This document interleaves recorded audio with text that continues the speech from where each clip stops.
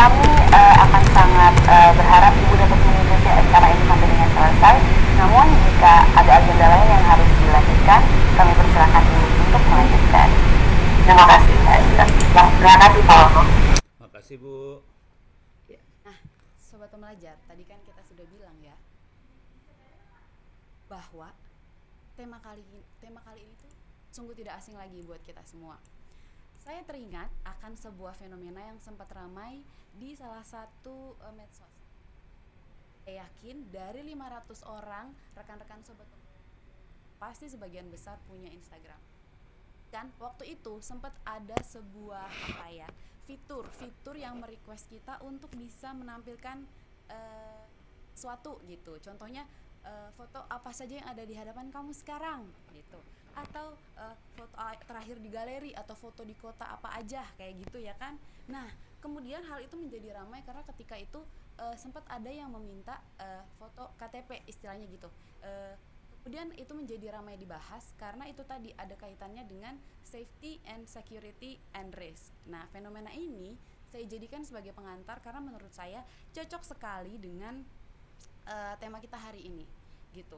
Jadi supaya kita lebih banyak mengetahui tentang safety, security saat ini sudah sangat melekat gitu dengan digitalisasi di seluruh aspek kehidupan kita.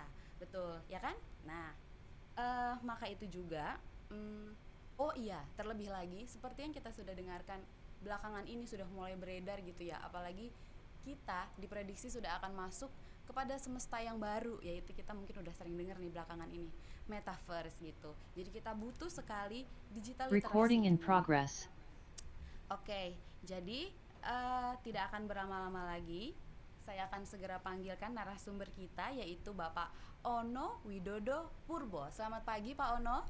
Selamat pagi, assalamualaikum semua. Semoga sehat, semoga lancar. Pagi Mbak Esther, Bu Heni, semuanya. Oke, Bapak semoga dalam keadaan yang sehat juga tentu saja ya Pak. Terima kasih. Baik, Pak Ono ini, Sobat Pembelajar sekalian, adalah seorang pakar di bidang teknologi informasi. Nah, yang hari lahirnya sama dengan dimana seluruh bangsa Indonesia merayakan juga dengan melakukan upacara bendera. Ayo, hari apakah itu? Oke, itu nanti jadi kuis lah ya. Jadi Pak Ono, seperti yang saya bilang tadi, Pak Ononya sampai geli banget. Oke, Pak Ono menyelesaikan pendidikannya di ITB, mengawali dengan sebenarnya teknik elektro ya Pak. Nanti mungkin bisa dijelaskan kenapa bisa jadi ke teknik informasi gitu. Melenceng. Lalu kemudian melanjutkan pendidikan selanjutnya di Kanada. Oke, itu saja yang akan saya sampaikan sebagai pengantar. Selanjutnya selama 60 menit ke depan, waktu dan layar kami berikan kepada Pak Ono. Terima kasih Mbak Esther, terima kasih semuanya, Bu Heni dan teman-teman Pusdiklat Departemen Keuangan, terima kasih banyak. Cuman kalau boleh saran, kalau mau nanya sih silahkan aja ya, maksudnya tulis aja di chatting, nanti saya juga akan baca. Jadi biar jangan lupa gitu, lagi nerangin tahu-tahu pengen nanya, nanti ditunda 1 jam kan nanti ini lupa. Jadi saya tidak keberatan sih kalau pertanyaan. Saya langsung share screen aja, mudah-mudahan bisa langsung keluarnya kelas 12. Mudah-mudahan udah kelihatan nih layarnya ya. Oke, ini dia. Ini saya akan posting ini di chatting. Nah ini yang kasihan yang di YouTube nih, gimana caranya ya, saya bacain aja. Kalau ada apa-apa sebenarnya saya lebih suka diskusi pakai Twitter. Kalau koordinasi biasanya pakai email buat dipakai koordinasi. Nah materi-materi sebenarnya ada di web saya. Jadi yang paling atas ini adalah materi tentang cyber security, ada di atas ini, bentuknya e-book dan sebagainya. Kemudian video-video juga ada di YouTube channel saya. Cuman yang di YouTube ini kita punya masalah, saya punya masalah karena saya sudah dapat teguran dari YouTube sebanyak 5 atau 6 kali ditegur, dan ini kalau dapat teguran lagi channel ini akan di-delete sama YouTube. Kenapa sampai kayak gitu? Karena dalam channel ini banyak sekali saya menjelaskan teknik-teknik hacking. Minta maaf nih. Tapi itu diperlukan sih buat supaya kita aman, kita harus ngerti cara maling atau orang jahat bekerja. Nah, yang penting sekali sebetulnya untuk e-learning ini. Sebetulnya waktu kemarin sama panitia juga saya sarannya juga gini. Jadi kalau mau belajar sebetulnya bisa lewat e-learning saya gratis juga, nggak usah bayar apa-apa sih. Gitu. Nanti saya kasih lihat ya. Kalau pengen kopi perpustakaannya silakan kopi perpustakaan saya. Ini perpustakaannya tidak terbatas untuk urusan IT, komputer dan sebagainya. Ini juga masalah ekonomi, masalah manajemen, masalah finance, juga banyak buku-bukunya di copy. Perpustakaan saya sekitar 12 tera, bisa di copy semua. Ini saya copy paste di chatting. Ini teman-teman juga kayaknya banyak yang ngasih pertanyaan di Slido, silahkan ya nanti di panitia kalau pelan-pelan diposting satu-satu lah. Oke, ini pertama. Sekarang saya kasih lihat dulu beberapa referensi sebelum saya masuk ke dalam materinya ya. Saran saya sih kalau bisa belajar online. Nih di sini ada. Oh sekalian, saya posisi hari ini bukan di rumah ini ya. Saya di Tangerang Selatan di data center kepunyaan Dinas Kominfo Tangerang Selatan. Kebetulan teman-teman di Dinas Kominfo Tangerang Selatan minta saya untuk membantu mereka juga untuk supaya Tangerang Selatan bisa memberikan lebih banyak manfaat buat rakyat di Tangerang Selatan. Tapi karena ini ada di internet, seluruh rakyat Indonesia bisa merasakan juga. Kebetulan kita membuat e-learning di sini. Ini lagi dalam proses pembuatan. Kalau kita lihat tadi, saya kasih lihat di depan ya. Ini kelihatan ada kelas 1, kelas 2, kelas 3, IPA, IPS, PKN, ini semua mata pelajaran ada di sini. Dan ini dipakai untuk supaya anak-anak di Tangerang Selatan bisa belajar atau mengerjakan ujian tryout online tanpa pulsa sama sekali, tanpa pusing urusan kuota. Karena di Tangerang Selatan, di kelurahan, kecamatan dan sebagainya sudah dipasang wifi. Wifi-nya tidak pakai password, dibuka gratis supaya bisa akses ke kelas-kelas ini tanpa pulsa, tanpa kuota sama sekali, dan siswa bisa tryout online. Nah, kebetulan di sini juga ada tentang internet safety. Ini yang akan saya kasih di kesempatan ini. Kemudian sebenarnya saya pengen usul aja nih kalau di teman-teman di Departemen Keuangan, di Pusdiklat Departemen Keuangan punya e-learning server pakai Moodle, ini bisa di-copy gratis. Nah, diulang lagi ya. Jadi kuliah ini internet safety, cyber security boleh di-copy gratis. Bayarnya gimana? Bayarnya gampang. Setiap Anda selesai sholat, tolong doain supaya amal ibadahnya diterima dan dilipat gandakan. Itu aja dah bayarnya gitu. Selama 5 kali sehari seumur hidup Anda. Mahal bayar. Beres ya? Ini bukan hanya untuk Departemen Keuangan, buat teman-teman yang lain juga. Kenapa saya sampai seperti ini? Soalnya banyak sekali kemarin Bank Indonesia, Bank BNI, BRI, segala macam, kasusnya sama semua sih. Banyak kantor-kantor segala macam minta tolong. Pono, ini kemarin juga Telkomsel. Pono, saya punya 5.000 karyawan. Kita perlu kasih wawasan supaya bisa pakai internet secara aman karena pada kerja dari rumah. Terus caranya gimana? Seminar, pesertanya berapa? 200. Terus kapan selesainya? Udahlah gua bikinin ini aja dah. Saya bikinin e-learning free gratis, silahkan diakses. Gitu ya. Ini udah ada pertanyaan ya. Pertanyaannya pelan-pelan dulu ya. Saya mau nerangin dulu, nanti sekitar setengah jam mulai saya masuk pertanyaan beneran lah. Nah, ini saya kasih lihat materinya ini di Tangsel Belajar Tangerang Selatan Kota.go.id/Moodle. Saya akan masuk lagi ke server saya di kampus. Saya kebetulan wakil rektor di Institut Teknologi Tangerang Selatan. Nah, di sini ada kuliah internet safety sama persis kebetulan. Ya, yang bikin juga sama, tinggal di copy aja. Nah, cuman agak bedanya di sini nih, yang di open course ITTS ACID, ini free, gratis. Open course ini gratis, semua kuliah kami di kampus ditaruh di open course, bisa diakses gratis. nggak usah bayar SPP, bisa Anda lihat semua kuliah-kuliahnya, gitu ya. Dan untuk yang dapat nilai di atas 90 akan dapat sertifikat gratis. Oke, jadi sertifikat akan diberikan, ini yang saya akan masuk ke internet safety ya, biar sekalian ngasih lihat materi apa aja yang perlu kita kuasai supaya kita bisa aman berselancar di internet. Oke, tapi intinya kalau Anda nilainya di atas 90 akan dapat sertifikat gratis. Kalau kita turun ke bawah nanti bisa kita lihat sertifikatnya. Saya akan overview sedikit materinya apa aja.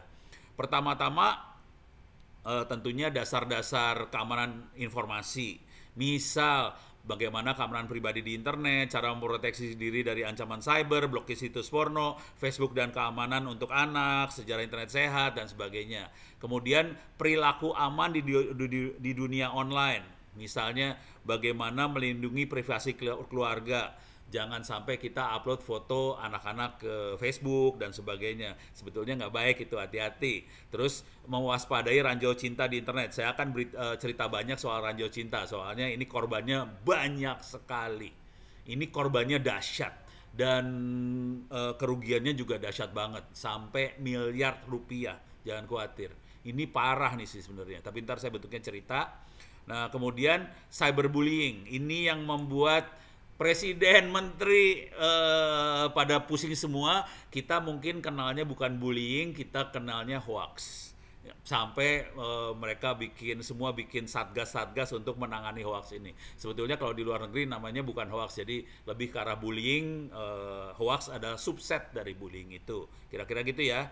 Nah kemudian bagaimana mengatasi kecanduan konten negatif, walaupun konten negatif itu kadang-kadang membuat kaum lelaki ini parah ya, tapi kita harus mengatasi. Kemudian keamanan password seperti apa, keamanan email seperti apa, mungkin saya bisa demokan juga bagaimana caranya kita melakukan serangan email, bisa kelihatan deh. Bisa demokan nanti ya, tergantung ini kondisi. Terus bagaimana kita mengamankan handphone kita, dan yang parah lagi mengamankan media sosial, dan ini korbannya banyak sekali. Karena kita tidak mengaktifkan two-factor authentication atau multi-factor authentication, akibatnya medsosnya kita bisa diserang dan akibatnya orang bisa pura-pura jadi kita. Salah satu korbannya adalah istri saya sendiri akhirnya. Temennya yang kena korban, tapi istri saya jadi kena korban gara-gara temennya kehack Facebooknya. Nanti saya bentuknya cerita ya. Supaya aman banyak sekali caranya. Yang penting sebenarnya kalau mau aman, kalau ini teknologi namanya VPN ya. Cuman yang paling aman adalah jangan kepo. Itu sih. Kalau mau aman jangan kepo. Terus kalau bisa kita sirotol mustaqim. Jangan suka ngeklik yang enggak-enggak. Jangan suka ngeklik pornografi. Jangan suka nonton yang ngaco-ngaco. Itu aja. Gampang sih sebenarnya kalau mau aman. Terus saya akan ngasih lihat contoh teknik serangan dan kemudian ujian kuis. Saya kasih lihat sedikit dia kuisnya seperti apa. Kuisnya gampang banget sebetulnya. Kasusnya adalah istri saya, waktu saya selesai membuat ini, istri saya baru bangun tidur, langsung saya suruh ngerjain kuis ini. Jadi dia baru bangun tidur suruh ngerjain kuis. Memang ini suami kurang ajar, kayak gitulah bentuknya. Kita coba kasih lihat soalnya ya. Nah istri saya waktu selesai itu ngerjain kuis, dia dapat nilai 70 lah. Jadi bayangkan, istri Ono baru bangun tidur suruh ngerjain kuis seperti ini. Dapat nilai 70. Jadi kalau Anda orang normal harusnya di atas itu. Jadi kayak gini ya, predator online mungkin mencoba untuk memulai dan merayu anak di bawah umur dalam hubungan melalui penggunaan chat room, bener salah gitu ya. Ini saya jawab sembarangan ya, terus next gitu. Jadi cuman gini aja, ini bisa diklik aja. Oke, ini bla bla bla bla bla bla bla. Ini bener salah, saya jawab pura-pura aja nih ya, next gitu ya. Nah kalau udah selesai semuanya, kalau nilainya masih jelek, boleh ujian lagi, boleh ujian lagi, boleh ujian lagi. Jadi teknik supaya buat pinter adalah dipersilakan Anda ujian berkali-kali. Nah sekarang saya kasih lihat ininya dulu. Sertifikat. Sertifikatnya di sini, kalau Anda nilainya di atas 90 bisa dapat sertifikat. Saya akan lihat di sini sertifikatnya. Ini jujur nih, mahasiswa di Open Course ITTS ACID ini free, Open Course namanya. ITTS ACID ini free buat seluruh bangsa Indonesia buat akses. Baru ada 105 orang yang berhasil dapat nilai di atas 90. Oke. Minta maaf mungkin ada Anda ngelihat ada kotak hitam di layar sebelah kiri, itu saya lagi monitoring chat. Nah, kalau udah berhasil saya akan klik di sini. Anda bisa ngeklik sertifikat Anda sendiri dan bisa di-download.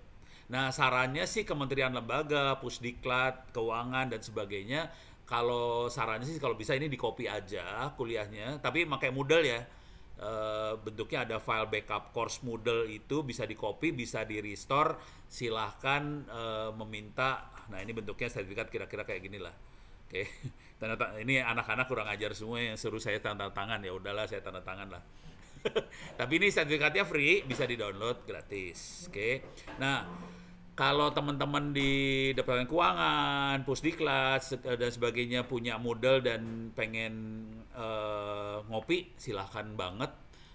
Silahkan supaya Anda bisa memberdayakan teman-teman pegawai dan sebagainya supaya melek tentang keamanan berinternet.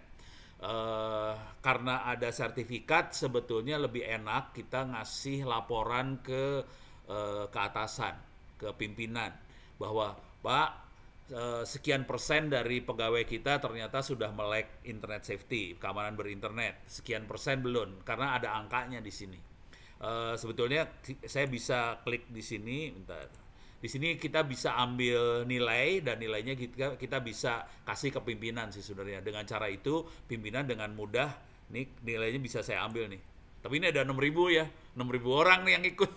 Parah, cuman pada males-males ngerjain karena gratisan, banyak yang nggak ngerjain sih karena gratis. Kalau diperintah sama pimpinan kan lebih enak. Kalau mau enak ya silahkan dikopiin aja ke e-learning masing-masing.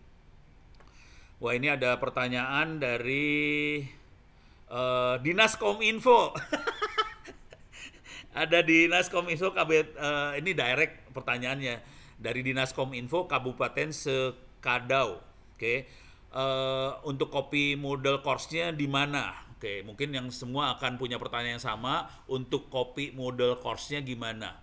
Karena di sini jadi yang normal, course Moodle backupnya tidak dilepas ke internet. Jadi hanya admin yang pegang. Nah, saya tidak normal.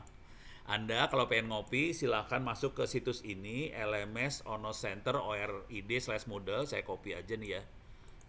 Ini buat teman-teman Pusdiklat juga silahkan. Saya posting di everyone. Oke, alamatnya ini. LMS Ono Center ORID/Moodle. Kemudian turun ke bawah sini. Ini adalah file backup Moodle semua ini. Jadi yang khusus untuk hari ini tentang internet safety ada di, bentar saya cari dulu. Ini dia nih. Ini kelihatan ada internet safety. Jadi silahkan di-download aja, di-restore di Moodle, nanti kuliah saya muncul di situ. Udah. Pertanyaannya bayar berapa? Tadi udah saya jelasin, bayarnya gampang. Silahkan Anda berdoa setiap sesudah selesai sholat. Dah. Doa buat saya ya. Nah, contoh yang sama, tapi yang ini belum ada nih yang Dinas Kom. Ini saya di Dinas Kominfo ya. Dinas Kominfo Tangsel lebih parah daripada yang Ono punya. Kalau Dinas Kominfo Tangsel lebih dahsyat dia punya e-learning buat kelas 1, 2, 3, 4, 5, 6, 7, 8, 9, 10, 11, 12 berbagai mata pelajaran, dan ini juga free. Cuman selain itu saya selipkan beberapa pelajaran-pelajaran seperti jaringan komputer, internet safety, cyber security, IP version 6, sistem operasi. Ini yang buat universitas ya, buat IT-nya ada, tapi buat SD, SMP, SMA juga ada. Oke, sambil ini saya akan ada pertanyaan, saya bacain dulu dari Slido.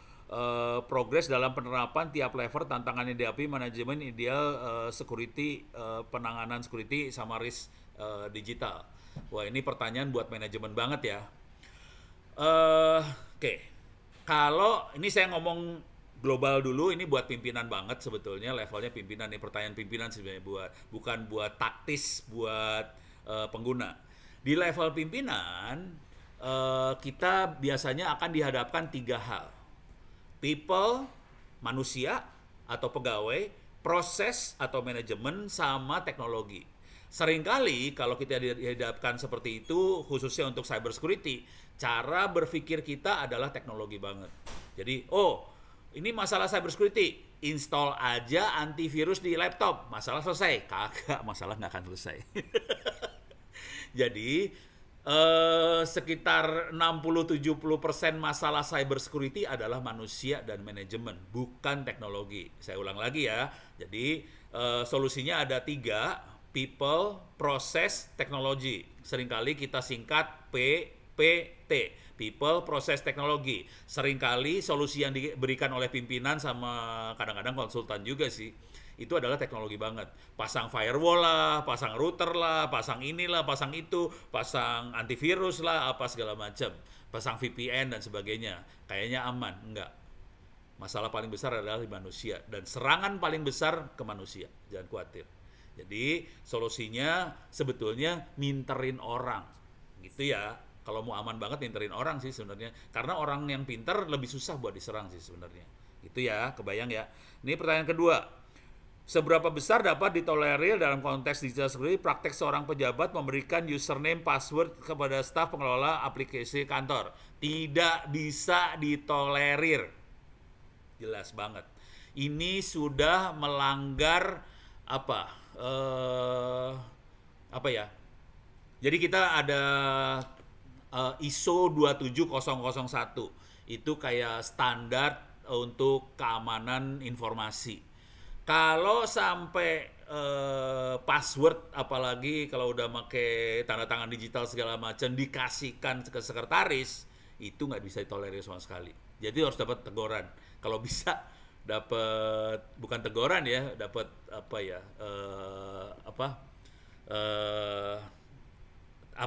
sanksi administratif kalau bisa. Tapi kalau pejabat kan susah ya.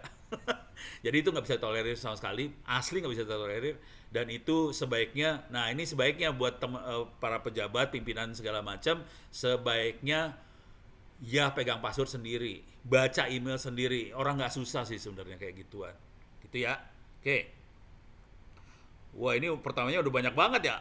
Pelan-pelan, admin pelan-pelan. Saya stop dulu, saya akan lanjutkan di sini. Sekarang saya akan masuk yang paling sederhana dulu. Ke referensi-referensi yang tadi saya posting, silahkan masuk ke sini, Ono Center ORID. Oke. Di sini ada bagian publikasi, ntar saya klik di sini, nih ada publikasi nih. Publikasi. Di sini ada laporan sih sebenarnya. Nah, ini saya geser ke kiri dulu. Ini ada white paper yang dibikin sama TikTok. Juga ada white paper tentang cyber security threat, tips sama proposal strategi mitigasi nasional. Jadi 2 white paper ini tentang, ini levelnya level pimpinan sih sebenarnya, cuman ada 1-2 pernyataan yang mungkin akan menarik buat kita. Saya akan ngambil yang ini, cyber security threat, tips sama proposal strategi mitigasi nasional. Silakan Anda juga kalau mau ngambil juga silakan. Saya akan baca di sini ya. Poin paling gedenya adalah ini. Tren serangan. Serangan paling besar apa? Ini karena kita WFH segala macam, kita ada di rumah. Karena itu kita harus tahu cara berselancar yang aman di internet. Salah satu yang akan mengerikan namanya deepfakes, tapi ini bukan nomor 1. Yang nomor 1-nya ada, saya taruh di bawah kedua. Oke. Serangan yang paling besar adalah phishing. Ini paling besar. Ini adalah 78% insiden. Jadi kejadiannya 78% karena phishing. Phishing itu apa? Phishing adalah, kalau dalam bahasa yang sederhana ya, phishing adalah penipuan. Jadi kita ditipu aja. Jadi gampang serangannya sebenarnya nipu aja. Ditipu aja. Oke. Nah, tapi saya akan jelaskan phishing nanti. Nah, saya akan nerangin deepfake. Deepfake lebih ngeri lagi. Kalau ini sampai terjadi, ini mengerikan sekali. Terutama tahun 2024. Di mana 2024 ini akan ada pemilu bersama itu antara presiden, terus ada kepala-kepala daerah, segala macam, akan pemilihan presiden maupun kepala daerah, dan ini akan horor banget. Makhluknya seperti apa?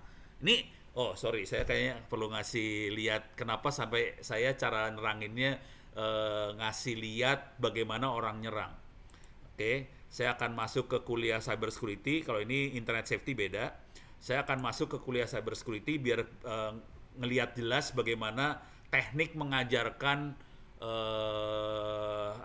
keamanan di dunia cyber yang buat admin ya. Wah, ini banyak yang lagi online. Ini ada cyber security. Saya akan ngasih lihat di sini. Saya geser lagi nih ke kiri. Oke. Nah, ini kalau kita lihat di kuliah ini, kuliahnya judulnya cyber security ya. Ini bukan buat anda-anda sebenarnya. Ini lebih ke arah admin. Orang yang ngoperasiin jaringan. Jadi kuliah ini lebih ke arah orang yang ngoperasiin jaringan, bukan end user, bukan pimpinan. Nah, di kuliah yang orang ngoperasiin jaringan, saya akan nerangin tentang jaringan yang advance dulu. Karena ini banyak nggak diterangin oleh di kampus-kampus nggak diterangin. Misal di ilmu cybersecurity saya ngajarin bagaimana caranya bikin 5G sendiri, 4G sendiri. Ini diajarin dan saya punya alatnya dan saya bisa bikin 4G sendiri. Cuman kalau sama orang-orang intelijen biasanya ilmu tadi dipakai untuk melakukan penyadapan sih akhirnya. Parah sih, asli parah. Jadi kalau kita udah masuk ke dunia itu, saya tahu berapa parahnya kita, betapa ngerinya sih sebenarnya. Oke, terus selanjutnya setelah saya ajarin teknik jaringan yang advance, mulai masukin teknik hacking. Jadi walaupun ini kuliahnya namanya cyber security, saya menerangkan teknik masuk neraka. Ini adalah bagaimana untuk menjadi ahli neraka ya. Jadi di sini ada intro hacking, persiapan hacking, footprinting, sniffing, hacking wireless, attack password, attack database, device web, attack file sharing dan sebagainya. Ini diterangin di sini banget. Oke. Logikanya sederhana. Kalau Anda tidak tahu bagaimana cara orang menyerang, Anda akan susah sekali untuk bisa bertahan, untuk bisa aman. Jadi supaya kita bisa aman, kita harus tahu gimana orang menyerang sih, sebenarnya itu aja kuncinya. Dan kalau buat admin jaringan, saya akan ngajarnya parah banget. Saya benar-benar akan ngajarin cara bikin trojan. Diajarin itu cara bikin virus, diajarin. Parah. Oke, mau nggak mau kepaksa. Tapi ya mudah-mudahan pada tahu batasnya antara surga dan neraka. Kalau nggak, kalau kebablas masuk neraka soalnya. Nah, kemudian baru mulai diajarin cyber security. Beres ya? Oke. Ini dari Sekretariat Jenderal, Setjen nih nanya. Terkadang literasi digital itu sudah ditingkatkan, namun beberapa hal tidak dihindarkan seperti zero day exploit. Bagaimana solusi terbaik? Ini saya pelan-pelan nih bacanya ya. Jadi literasi sudah ditingkatkan, namun ada hal yang tidak bisa dihindarkan seperti zero day exploit. Zero day exploit, kalau Anda tahu, saya terangin sedikit zero day exploit ya. Zero day exploit adalah jadi misalnya gini, ini software ketahuan ada kelemahannya. Kelemahan biasanya kita sebut bug. Jadi software ada bugnya, tapi belum ada solusinya, belum ada antivirusnya lah, belum ada apa-apa buat menutupi kelemahan tadi, dan kelemahannya masih ada. Nah, kalau ada hacker yang tahu ada software yang ada lemah seperti tadi, dia bisa bikin software atau dia bisa menyerang menggunakan kelemahan tadi, itu namanya zero day exploit. Nah, pertanyaannya bagaimana cara mengatasi zero day exploit tadi? Jujur, ini kalau mau ngatasinnya harus punya admin yang pinter sih sebenarnya. Yang paling nomor satu itu admin pinter. Yang kedua, seringkali minta maaf dulu ya. Sebagian besar kementerian lembaga sangat menggantungkan dirinya pada vendor. Dan kalau ada seperti ini biasanya minta vendor tolong dong betulin sistem saya. Dan itu butuh waktu berapa hari lagi. Kalau vendornya reaksinya cepat, kalau vendornya reaksinya lambat, nunggu pengadaan segala macam bisa bulanan.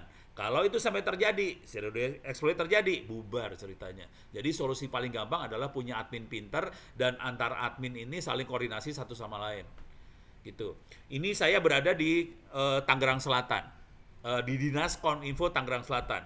Yang saya kerjakan di Dinas Kominfo Tangerang Selatan adalah contohnya ini akan terjadi ini nanti siang, saya sama teman-teman akan kayak diskusi workshop segala macam. Jadi kita harus minterin orang-orang internal pegawai Dinas Kominfo, orang-orang harus dipinterin semua. Soalnya kalau itu tidak terjadi, bubar semuanya. Jadi solusinya sebenarnya manusia sih. Cuman minta maaf nih, sebagian kementerian lembaga solusinya adalah pengadaan. Nah, bubar cara kayak gitu. Jujur, itu susah banget kalau kita pakai cara seperti itu, delaynya kelamaan. Bisa sih bisa, cuman delaynya terlalu lama. Gitu ya. Jadi keburu hancur dulu. Ya minta maaf dah. Oke, saya lanjut ya. Saya baca lagi satu pertanyaan yang nomor atas lagi ya. Dari admin Pusdiklat Keuangan. Metode pendekatan apa yang baik digunakan kepada masyarakat tentang keamanan dalam bertransaksi orang? Ngomongnya terlalu ini. Saya ulang ya, metode pendekatan apa yang baik digunakan kepada masyarakat tentang keamanan dalam bertransaksi online? Karena kebanyakan masyarakat masih awam tentang ini. Metode yang saya pakai, ini saya langsung demoin langsung ya. Metode yang saya pakai adalah saya demoin langsung bagaimana caranya orang melakukan penipuan. Gitu, caranya seperti itu. Jadi, saya biasanya kalau ngajar tidak berbentuk, Anda nggak boleh ini ya, tidak berbentuk checklist ya, berbentuk daftar, dilarang ini, jangan melakukan ini, password harus disimpan di mana, password harus sekian panjang. Ini saya nggak suka seperti itu. Jadi saya akan ngajar, saya kasih lihat bagaimana orang menyerang. Ini dan saya dapat ini hampir tiap hari, jangan khawatir, stres loh. Ini saya kasih lihat paling gampang inilah. Saya masuk ke YouTube channel saya. Anda bisa lihat youtube.com, cari aja Ono Center. Saya akan masuk ke manage video, oke. Dan ini saya hampir tiap hari orang nanya ke Ono. Ini kayaknya ada yang udah saya ini deh. Oh enggak, belum. Oke, saya akan masuk manage video. Saya akan lihat komen. Di sini saya klik komen. Oke, saya lihat komen-komen yang masuk ke saya akan sortir, saya akan filter komen-komen yang akan saya lihat hanya yang ada kata-kata ditipu. Oke, kita bacain ya, saya akan bacain betapa mengerikannya di internet. Ini ditipu. Oke, Kang Ono, saya mau minta tolong, saya baru saja ditipu. Akun game saya telah dicuri oleh seseorang. Mungkin Kang Ono anggap ini sepele, tapi untuk saya enggak, karena akun game saya niatnya saya jual untuk biaya istri melahirkan, malah kena tipu, gitu ya. Dia nggak ngasih jumlah ketipunya berapa besar, tapi kalau dia mau jual berarti harganya nggak murah itu sebenarnya. Beres ya. Ini satu. Terus di sini, Om minta tolong, ada teman saya punya akun game, FF apa tuh lupa ya. Akunnya dicuri, selama dia pakai itu akun saya sudah habiskan 4 juta Om. 4 juta rupiah dan akun tadi dicuri orang. 4 juta rupiah saudara-saudara, tolong bang, akun YouTube saya, aku ditipu Kak, please. No, jangan khawatir, banyak kayak gini nih, banyak banget ya. Oke, ada yang, saya pengen lihat angka nih, saya angka. Pak, tolong bantu saya, teman saya habis ketipu 27 juta. Pembayaran melalui dompet wallet Dana, GoPay. Transaksi teman saya mau jadi agen top up diamond, tapi malah ditipu 27 juta. Jangan khawatir, ini kejadian biasa. Sering sekali orang ketipu di media online. Jangan khawatir. Oke, yang ini aku kena tipu lewat telepon, minta kode verifikasi, habis 700.000. Gitu. Ada yang lebih keren lagi, coba lihat. Udah habis. Sekarang saya kasih cerita, kisah beneran.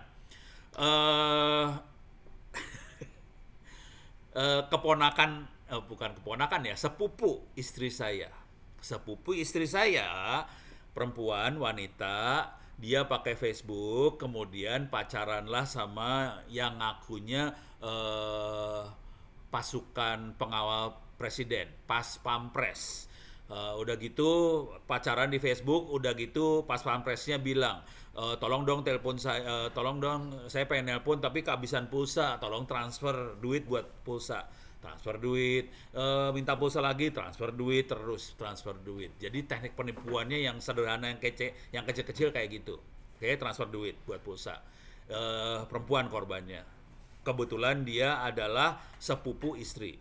Kemudian temannya sepupu istri saya yang lain, ini laki-laki sepupunya, dia punya teman perempuan. Temennya pacaran lah sama orang. Udah gitu, ini saya kasih lihat teknik penipuannya ya. Dia pacaran sama orang, kemudian yang terjadi adalah dia pengen kopi darat, kopdar.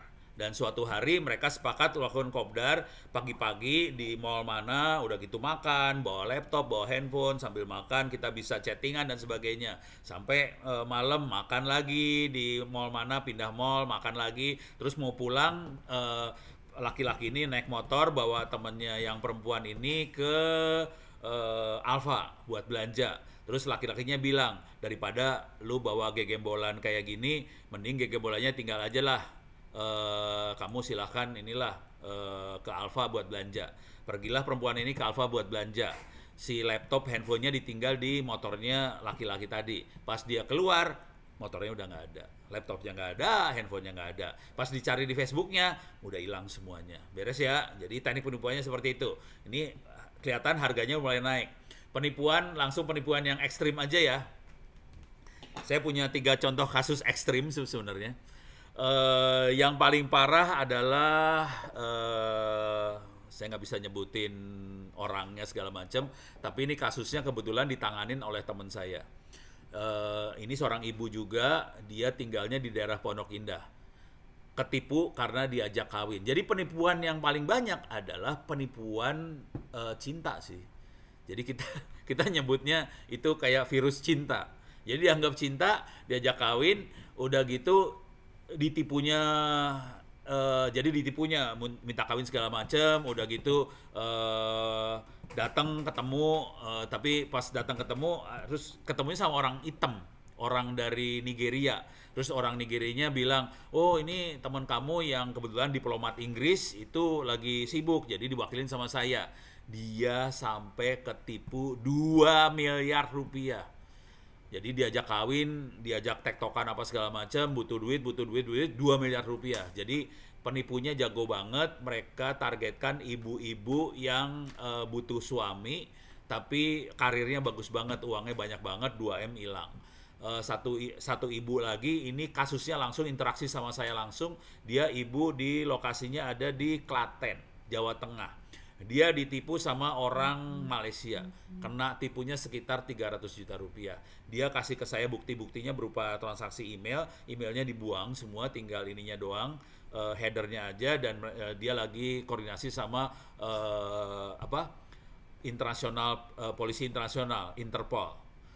Kasus penipuan yang juga dekat sama saya kebetulan adalah guru saya sendiri, profesor di Institut Teknologi Bandung. Kena tipu investasi dari Nigeria. Habisnya 200 juta rupiah. Sekarang ini penipuan investasi banyak banget, terutama dengan kripto tadi. Kripto ya, banyak banget. Beres ya?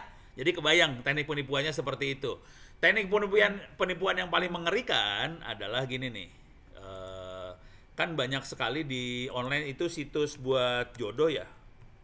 Jodoh. Ini banyak di online. Ada dating call apa segala macam ya. Ini kalau ini korbannya parah. Banyak banget korbannya, banyak banget. Hah? Ini sebelah saya ada Pak Ibnu nih. Staff dari data center punya Dinas Kominfo, ya ketawa-ketawa aja dia. Kalau dia orangnya lurus, pesantren soalnya. Nah, di teknik teknik lagi. Di situs dating ini saya kasih tahu teknik penipuannya ya. Korbannya saya sebut aja korbannya. Satu adalah temennya anak saya, sarjana. Yang satu lagi yang sampai nangis-nangis ke saya adalah mahasiswa di Medan, dia dari Aceh. Bayangkan, mahasiswa di Medan dari Aceh.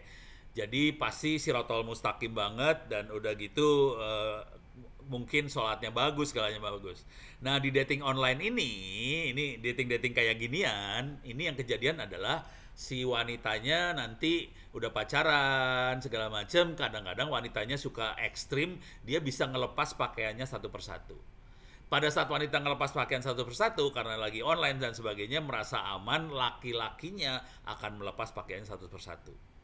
Udah selesai ininya, pelepasan selesai, online-nya selesai, disconnect, putus segala macam, nanti wanitanya akan menghubungi laki-lakinya, kamu tadi saya rekam ya, kalau kamu videonya nggak mau disebarin, tolong transfer duit ke akun saya. Dan itu kejadiannya seperti itu. Ini sampai anak Aceh sampai nangis-nangis, saya, Pak, bisa nggak tolong kasih tahu ke keluarga saya supaya aman gitu. Jadi parah banget. Jadi tekniknya phishing tadi, beres ya. Jadi tekniknya adalah penipuan, phishing. Oke, sekarang saya pengen kasih lihat ini sambil saya baca.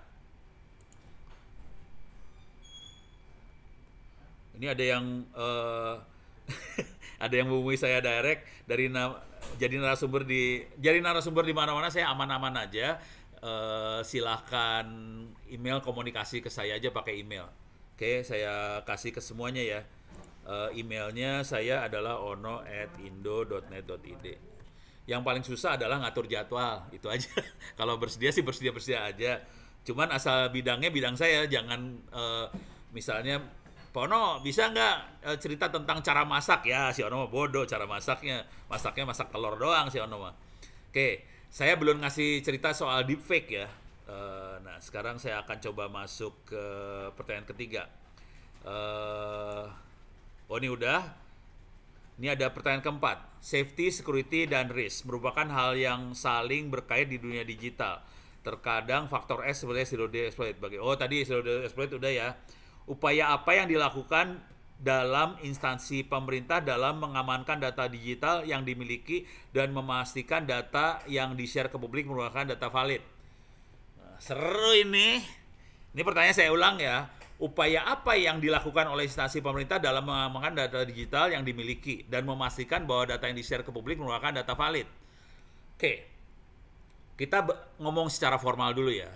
Secara formal, supaya data itu valid, harus ada yang tanda tangan sih sebenarnya.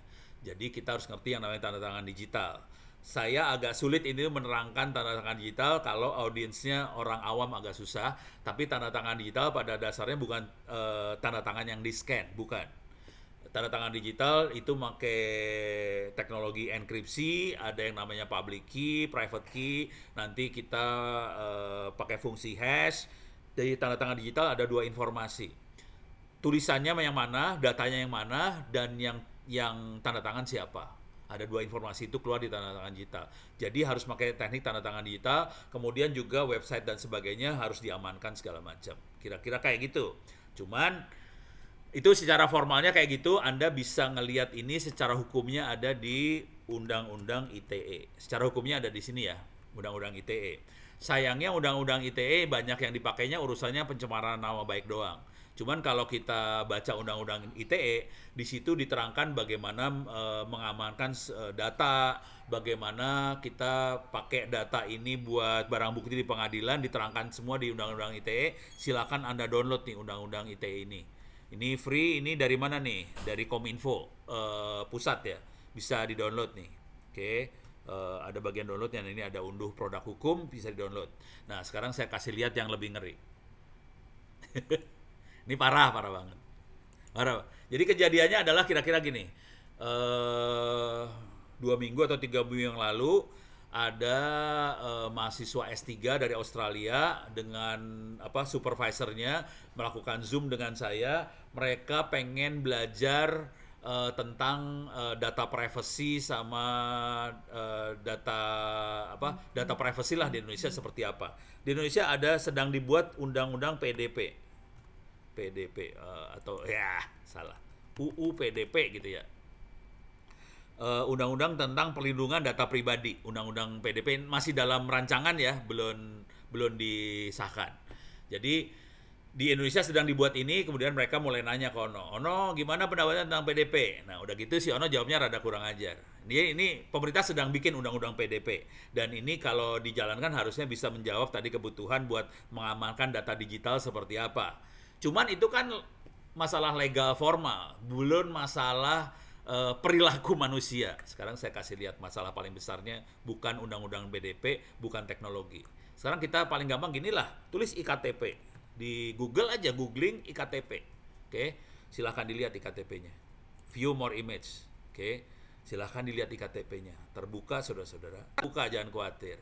Ini IKTP ya, terbuka. Aman dan damai kan? Aman. Stres loh. Karena perilaku manusia ini urusannya. Ini ada yang SIM juga kebuka. Dengan bangga gitu kan. Kacau ini, kacau. Ini orang-orang Kominfo sudah selesai, udah ketawa semua. Jadi masalah kita bukan masalah kementerian lembaga sih sebenarnya. Kadang-kadang masalahnya masalah kita juga, malah sama manusianya ini. Oh ini pakai baju PNS lagi. Parah. Oke, ini nggak boleh sih sebenarnya, kayak gini nggak boleh ya. Coba kita yang rada-rada geblek lah, kacau. Ini KTP udah kelihatan kebuka ya. Kita masukin yang lebih ini, kartu keluarga. Keluar. Jangan khawatir. Kartu keluarga keluar ya. Oke, sekarang kita masuk yang lebih blow on lagi. Ini kartu keluarga. Oke, keluar ya. Kita masuk yang ngeri-ngeri sedikit lah. Kartu mahasiswa ya. UI kali ya. UI atau apa. Keluar. Parah. Sekarang yang lebih ngeri ya. Kartu kredit janganlah. Keluar juga sih, jangan keluar. Tapi kita masuk kartu misalnya anggota TNI, jangan khawatir, keluar juga ya. Pokoknya ngeri banget lah kalau udah tahu kayak gini mah ngeri. Kartu Polri juga keluar, Polri. Tapi ini kan foto. Kalau foto kan belum tentu dapat semua anggota nih ya. Ini ada kartu anggota, Brimob apa segala macam ya. Tapi kan kita belum tentu dapat seluruh anggotanya. Ini hanya beberapa anggota yang apa sembrono aja kartunya bisa keluar. Enggak juga sih, kita bisa lebih parah dari itu. Saya yakin Anda semua sebagian besar pakai handphone hari ini. Jarang sekali orang yang tidak pakai handphone. Kalau kita pakai handphone yang namanya Android, ada yang namanya Play Store. Dan Play Store itu bisa diakses juga dari internet, namanya playgoogle.com. Oke, jadi kita bisa masuk ke Play Store. Ini isinya sama persis dengan Play Store yang ada di handphonenya kita, sama persis. Kita cari aja di sini IKTP, udahlah. Ini banyak aplikasi Simor ya, nih aplikasi IKTP banyak Bapak Ibu, gratis, bisa di-download. Tujuannya sih bagus sih, awalnya bagus ya, cek online IKTP. Seluruh Indonesia kita bisa cek online. Jadi kalau kita pengen ngecek apa sih namanya? Nama orang segala macam bisa dicek online semua ini. Parah. Kebuka semua. Parah. Maksudnya sih ini buat banyaknya sih ini kayaknya buat ini sih. Ini Dukcapil, Kota Metro segala macam. Jadi tujuan awalnya sih buat KPU ya, buat pemilu. Kan mereka punya kebutuhan buat ngecek ini penduduk bener atau penduduk jadi-jadian gitu kan, perlu dicek. Dibuatlah aplikasi seperti ini buat ngecek sebenarnya, awalnya seperti itu. Tapi kan kalau orang yang jahat ya bisa ngaco-ngaco gitu. Beres ya. Jadi separah ini sebenarnya kondisinya. Oke. Jadi waktu kemarin mahasiswa S3 dari Australia nanya saya, mereka langsung speechless bahasa Inggrisnya, nggak bisa ngomong, diem langsung. Udah diem. Mau nanya apa? Semuanya terbuka. Indonesia mah transparan, semua terbuka. Pusing. Udah beres ya? Ini tadi pertanyaan ini. Jadi udah kebayang seberapa mudahnya kita dihajarnya, semudah ini sih sebenarnya. Oke, saya tuh pertanyaan nomor berapa? Kecenderungan tingkat keamanan. Ini ada pertanyaan lagi nomor 6 di Slido. Kecenderungan tingkat keamanan sering berjalan dengan keiringan dengan tidak kenyamanan. Bagaimana menyeimbangkan keduanya? Saya ulang pelan-pelan ya. Kecenderungannya ya, tingkat keamanan menjadi tidak nyaman. Bagaimana menyeimbangkan keduanya? Nggak bisa. Susah. Jadi kalau mau jujur, kalau mau aman memang nggak nyaman. Misalnya gini, ini contoh saya aja ya, saya Anda pasti akan kesulitan buat menghubungi saya pakai WhatsApp. Saya berani taruhan. Karena saya hampir tidak pernah pakai WhatsApp. Jadi memang sengaja. Karena WhatsApp itu, aduh nggak enak ya. Gini dah, silakan Anda bikin grup baru. Jangan itu dulu kalimatnya ya. Kalau Anda tahu, WhatsApp tuh pasti yang punya WhatsApp, mungkin sebagian besar dari kita tahu yang punya WhatsApp adalah Facebook atau sekarang namanya Metaverse. Oke. Dan kalau mau iseng, coba Anda bikin grup baru di WhatsApp. Bikin grup baru aja di WhatsApp, ngomongin sesuatu yang tidak pernah kita omongin sebelumnya. Oke. Dan ini nanti akan keluar jadi iklan di Facebook. Jadi, apa yang kita omongin di WhatsApp sebetulnya dimonitoring sama server WhatsApp. Kalau kita omongin dalam bentuk grup ya, kalau 2 orang aja dia nggak monitor. Kalau grup, dia akan buka end-to-end encryption-nya akan dibuka. Kemudian tulisan yang kita posting di grup itu akan kelihatan sama server. Kemudian server akan menganalisa, oh orang ini suka dengan hal apa. Nanti dia buat iklan di Facebook orang tadi sesuai dengan apa yang kita obrolin di WhatsApp. Jadi kita dimonitor sih sebenarnya soal WhatsApp. Jadi memang tidak akan enak. Kalau kita mau enak, kita posting sembarangan ya bubar semuanya. Jadi contoh WhatsApp. Sekarang saya kasih contoh lagi yang lain lah. Paling gampang gini deh. Coba saya akan kasih contoh ya. Saya masuk ke toko-toko online lah. Bukalapak kek, masuk Topet lah, Tokopedia. Oke. Saya masuk lagi ke Shopee. Oke. Silakan. Oh, ini Alibaba. Shopee aja. Salah, ini Alibaba. Sama aja sih sebenarnya sama. Saya masuk ke Shopee ya. Kita masuk Tokopedia. Halah. Oke. Masuk ke Bukalapak. Oke. Tolong kalau kita udah sering toko-toko kita tahu bahwa ini ada iklan nih di bawah nih ya. Ada iklan macam-macam nih. Ada iklannya. Ini pasti ada iklan. Oke. Ini kelihatannya normal banget. Ya emang normal lah kalau kita masuk ke toko-toko online ada iklan normal banget. Oke. Ini kelihatan ada iklannya. Oke, pertanyaannya. Silakan tulis di chatting. Wah, tapi ini bakal pertanyaan yang pernah ditulis bakal ada di atas nantinya. Silakan tulis di chatting. Kalau kita masuk ke toko online ada iklan. Pertanyaannya, iklan setiap orang sama atau beda? Silakan tulis di chatting. Iklannya beda, ya semua langsung tahu beda. Nih, wah beda, semua tahu beda. Bagaimana caranya toko online itu bisa tahu bahwa kita sukanya apa? Dia tahu dari mana? Toko online tahu dari mana? Ono sukanya headphone, Ono sukanya apa? Tahu dari mana coba? Sesuai interest. Ya emang beda sesuai interest. Bagaimana dia tahu? Nah, ini mulai dijawab dari search keyword yang kita masukin. Jadi dia sebenarnya mencatat Ono suka apa dari keyword yang kita masukin. Dan kalau yang ekstrim adalah dari sini. Misalnya misalnya saya pengen mesen ini ya. Saya klik ini, kemudian saya mau mesen. Jadi pesanan kita dicatat, keyword kita dicatat, pokoknya history kita dicatat semua. Akhirnya dia bisa tahu bahwa Ono sukanya apa. Dan ini yang dilakukan oleh hacker. Ini yang dilakukan juga di dunia internet. Dia melakukan profiling sih sebenarnya. Dia melakukan klasifikasi. Ono tuh makhluk apa, sukanya apa, nanti dijadikan iklan. Dan pada sisi yang ekstrim, dia mulai kurang ajar. Dia akan melakukan ini ekstrim banget. Dia akan ngeliat tadi contohnya WhatsApp. Apa yang harusnya sebetulnya private, dieksploitasi, dijadikan klasifikasi. Apa yang kita omongin dibuat jadi iklan. Oke, sekarang saya kasih lihat lagi ya. Jadi yang kita rasa itu sesuatu yang biasa saja, kayak kita masukin search barang yang kita pengen beli, itu biasa aja kan.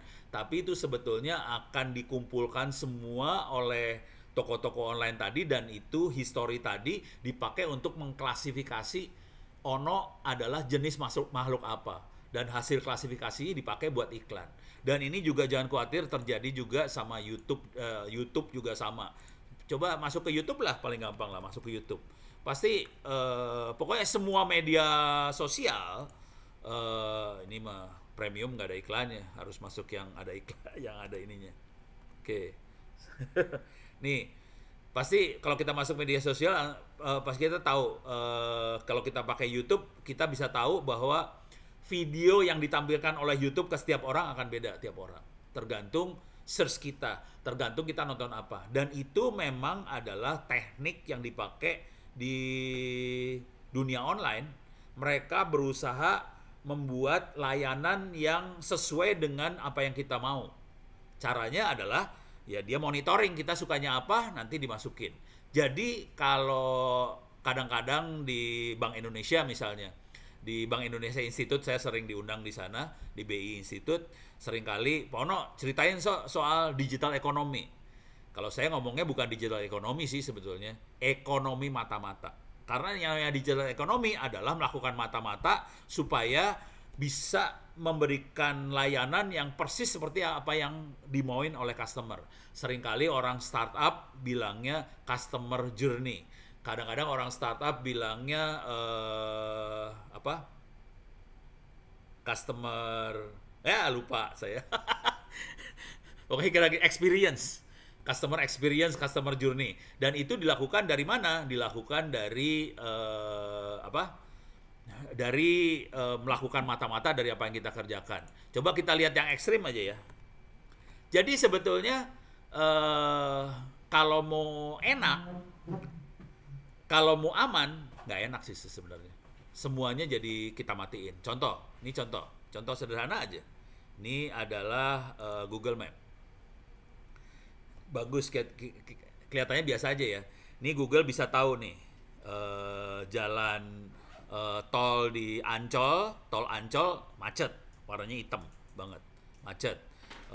Tol di airport macet, Kebonjeruk macet. Ini semua macet. Yang hijau-hijau lancar, oke? Semuanya macet, yang ini lancar. Coba sekarang saya pengen tahu, Anda bisa jawab nggak? Kok Google tahu jalannya macet atau lancar? Tahu dari mana? Ini saya oke. Bisa dijawab. Tahu dari mana bahwa jalannya macet atau lancar? Citra satelit. Salah. GPS HP. Benar, GPS HP. Gimana caranya Google sampai tahu HP kita ada di mana? Ayo, taunya dari mana? Geotagging. Wah, serius banget geotagging. GPS user Gmail, sama-sama Gmap. Nih, wah ini. Oke, saya jawab aja ya. Tapi udah mulai pada kebayang sih. Saya jawab dalam bahasa yang agak lebih tepat. Cara berpikirnya kira-kira gini. Sebagian besar dari kita, mungkin 80-90% dari kita pakai handphone yang namanya Android. Oke. Coba perhatikan baik-baik. Kalau Anda tahu Android yang bikin Google ya. Android yang bikin Google. Kalau waktu kita beli HP Android baru, pasti kita masukin akun Gmail-nya kita. Oke. Jadi kita ngasih tahu ke Google, ini HP punya saya loh. Yang kita tidak tahu bahwa HP-nya nanti waktu kita install itu kan biasanya ada kayak itu ya, kayak copyright apa segala macam. Kita biasanya oke, next. Salah satu oke dan next tadi adalah Google minta izin. Boleh nggak HP-nya ngelapor ke Google? Dan itu menjadikan Google tahu jalan ini macet segala macam. Itu ya. Jadi mudah-mudahan Anda semua ikhlas bahwa kita dimata-matai oleh Google. Saya ulang lagi ya, kita dimata-matai Google, semoga Anda ikhlas. Gitu ya. Sekarang saya kasih lihat contohnya, supaya Anda ikhlasnya tidak ikhlas. Saya masuk ke, di Google Map ada Your Timeline. Ini saya sengajain sih, kalau saya buka. Ini salah satu HP saya buka sih. Supaya bisa di-tracking sama Google. Oke. Ini Your Timeline, jadi Google akan monitoring kita kemana aja. Ini kelihatan saya kemana aja kelihatan sama Google ya.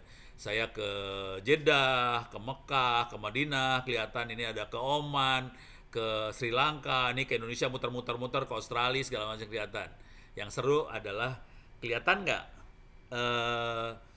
saya ngehack Google Map? Kelihatan nggak? Bisa ada yang jawab nggak? Saya ngehack Google Map. Kelihatan nggak bahwa saya ngehack Google Map? Kelihatan nggak? Di laut, ya bener, di tengah laut. Ini saya ngehack Google Map. Jadi kita bisa nipu sih sebenarnya kan tadi. Ini ada pertanyaan, bagaimana cara Google tahu apa yang kita cari di search engine padahal kita belum ngetik, tidak mengucapkan sebelumnya. Ya kita belum ngetik hari ini, kemarin-kemarin kan kita ngetik. Ya tahulah dia. Kan kita punya, Google juga pasang ini ya, Pak, perhatikan. Google itu punya browser namanya Chrome browser, itu Google punya. Di Chrome browser itu kita harus login ya, pakai Gmail, pakai Gmail dan sebagainya ya. Dan itu akhirnya ketahuan kita tuh siapa. Beres ya. Jadi kita ketahuan semua lah, dan ini proses mata-mata parah banget nih. Nah, sekarang ini kelihatan saya bisa ngehack. Ini saya kasih lihat yang membuat Anda pada keder semua. Coba ini saya klik. Saya klik ini ya. Dari tahun berapa Google melakukan mata-mata? Saya klik year, tahun saya klik, dia dari 2009. Sekarang 2000 sabra ayeuna teh 22. Jadi sabra tahun itu teh 13 tahun ya, 13 tahun ya, dari 29 13 ya, 13 tahun saudara-saudara kita di mata-matai Google ya. Beres ya. Sekarang saya klik ini ada gambar yang apa, warna biru-biru ini, saya klik sembarangan aja. Ini tanggal berapa? Tanggal 1 Maret, saya kemana kelihatan. Ini tanggal berapa? Tapi jadi data saya kemana aja, hari apa, dicatat semuanya. Data itu dipakai oleh Google untuk melakukan prediksi sih sebenarnya sama klasifikasi. Ini ada pertanyaan, udah mulai stres nih kayaknya mulai.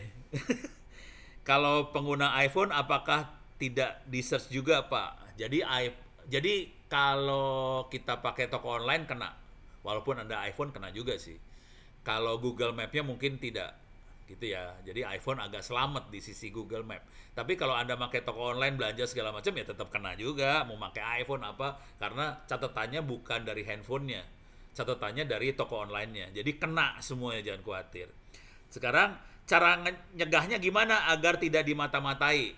Cara nyegahnya sebenarnya gampang sih. Jadi, ini sebelah saya udah mulai ngomong jangan pakai internet, emang bener. Paling gampang. Jadi kita harus ngerti, mereka memata-matai kita. Supaya kita tidak dimata-matai, kita jangan sampai membuka banyak informasi ke mereka. Intinya itu aja sih. Satu, tidak pakai internet, itu jelas. Langsung bubar sebelah sananya. Cuman kalau kita kan kadang-kadang kepaksa pakai internet, ya udah kita minimalkan aja apa yang terbuka dari kita ke internet. Nih, contoh aja. Saya contoh kasih lihat lah. Facebook ya. Facebooknya Ono. Ini saya kasih lihat. Facebooknya saya ada 2 Facebook di sini. Facebook ada 1 page, 1 halaman Facebook biasa. Oke. Paling kalau ini mah orang lain yang posting ya. Ini orang lain. Ini sampai airport Hasanuddin foto, terus ini foto, semuanya foto. Tapi perhatiin ini bukan Ono semua. Masuk ke Facebook page saya biar kelihatan Ono semua. Ini di Facebook page saya. Kalau dilihat, ini adalah flyer ya, bukan brosur.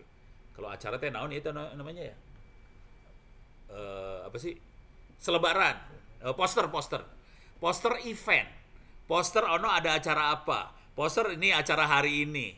Ini Facebook saya isinya kayak gini doang, asli.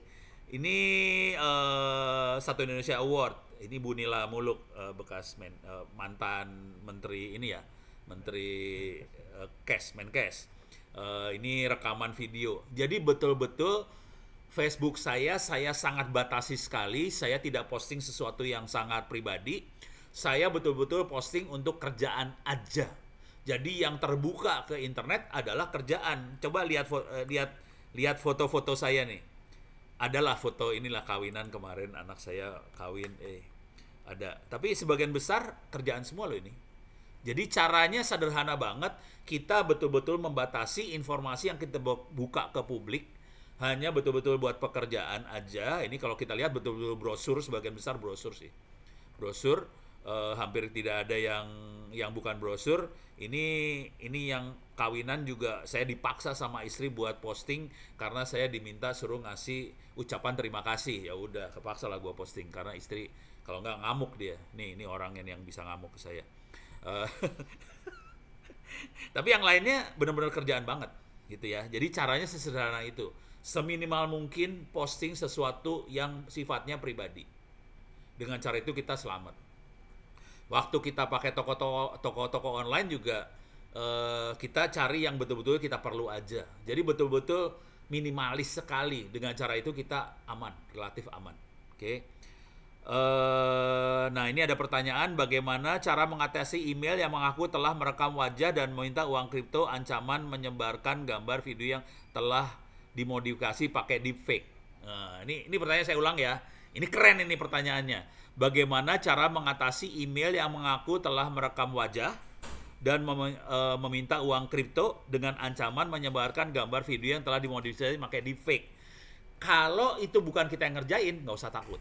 Oke, nah tapi saya akan nerangin deepfake itu apa. Deepfake buat teman-teman yang lain ya, saya akan masuk YouTube. Deepfake parah banget dan saya udah praktekin dan parah banget. Masuk ke YouTube, oke. Silahkan cari, ini saya klik, ini susah banget sih. Oke, saya akan cari deepfake, kata kuncinya deepfake. Ini premium lagi YouTube-nya. Oke, masuk YouTube, saya kunci kata kuncinya deepfake. Dan ini saya udah praktekin, asli gue praktekin. Deepfakes.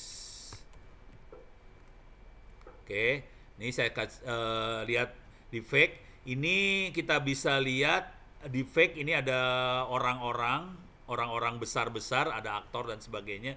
Ini bahkan Jokowi, ini parah banget. Tapi ya kita perlu tahu aja. Jadi deepfake adalah kita cukup bermodal video pendek atau foto orang target sasaran kita. Foto target sasaran kita, udah gitu kita bisa menggerakkan si muka tadi sesuai dengan muka kita. Kita bisa ngomong suaranya dia. Dan saya sudah praktekkan waktu itu, minta maaf ya. Saya praktekkan, kan suaranya Pak Jokowi banyak di internet, banyak banget ya. Jadi saya ambil suaranya Pak Jokowi sebagai sampel, kemudian pakai deepfake, saya ngomong, keluarnya suaranya Pak Jokowi. Asli. Jadi saya bisa ngomong dengan suara saya, masukin ke program komputer, nanti keluar dari program deepfake-nya adalah suaranya Pak Jokowi. Jadi kita bisa nipu sih sebenarnya mukanya Pak Jokowi, suaranya Pak Jokowi, padahal bukan Pak Jokowi yang ngerjain. Nah, sekarang kalau ada orang yang mengancam bahwa dia merekam wajah kita dan minta uang kripto dari video atau gambar yang dimodifikasi pakai deepfake, ancaman tadi silahkan di screenshot, disimpan semua ancaman tadi sebagai barang bukti. Kalau sampai mereka dan di situ kan waktu dia ngancam ada catatan emailnya, mungkin ada telepon dan sebagainya, itu jadi barang bukti ke polisi. Jadi kalau kita yakin bahwa kita lurus, kita siratal mustaqim, kita ahli surga, kita tidak pernah melakukan hal-hal seperti itu semua jadiin barang bukti. Karena enak kalau kayak gitu. Ini pakai deepfake dan polisi juga relatif bisa lah ngerti soal deepfake, gitu ya. Jadi kalau ada sampai ancaman seperti itu jangan takut, malahan kita bisa memenjarakan si pelaku lebih gampang. Kalau kita melakukan, nah itu yang jadi masalah. Kalau kita melakukan beneran dan orang punya videonya kayak tadi ya, dari situs-situs perjodohan terus sampai buka-buka pakaian dan sebagainya, dan kita direkam, nah itu susah kita urusannya memang. Tapi kalau kita tidak melakukan, pakai deepfake, gampang itu urusannya. Oke? Nah, ini ada pertanyaan yang pertanyaan yang sering ditanya sama orang dari Unsia. Maaf Pak, mau tanya, bisa enggak melacak lokasi orang berdasarkan nomor telepon yang digunakan? Soalnya di daerah saya ada sebuah komunitas yang meresahkan, yaitu menipu orang dengan modus berhadiah. Masalahnya polisi bahkan berhadiah, masalahnya kepolisian dan bahkan ada yang mengaku keluarga dan minta uang. Oke. Ini pertanyaannya adalah bisa nggak kita melacak nomor orang? Oke. Jawaban secara teknologi bisa. Nggak susah, jujur. Bisa, secara teknologi tidak susah. sebetulnya secara teknologi. Cuman yang bisa, jadi harus ngerti cara teknologi itu kerja. Jadi di teknologi saya masuk ke BTS location server. Jadi di BTS itu ada base station, base transmitter station punya 2G, 3G, 4G, 5G dan sebagainya.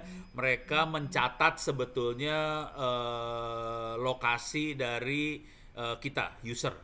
Jadi semua user lokasinya dicatat sama BTS. User ini lokasinya ada di mana, user ini dicatat sama BTS.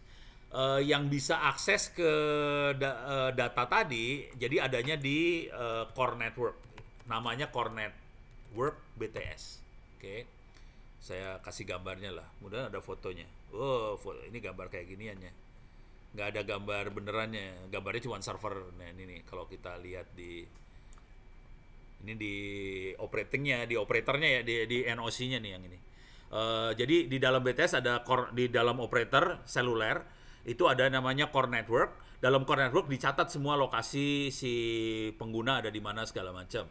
Nah, yang jadi masalah yang bisa akses ke dalam core network tadi hanya operatornya, petugas-petugas dari operator dan aparat. Jadi kepolisian, terutama intelijen ya, intelijen kepolisian tuh bisa akses. TNI juga bisa akses sih, cuman terbatas biasanya. Mereka tidak semua anggota TNI bisa akses, semua anggota kepolisian bisa akses, enggak. Biasanya yang bisa akses adalah dari reskrim ya, reserse kriminal, dari intelijen, badan intelijen, segala macam itu bisa akses.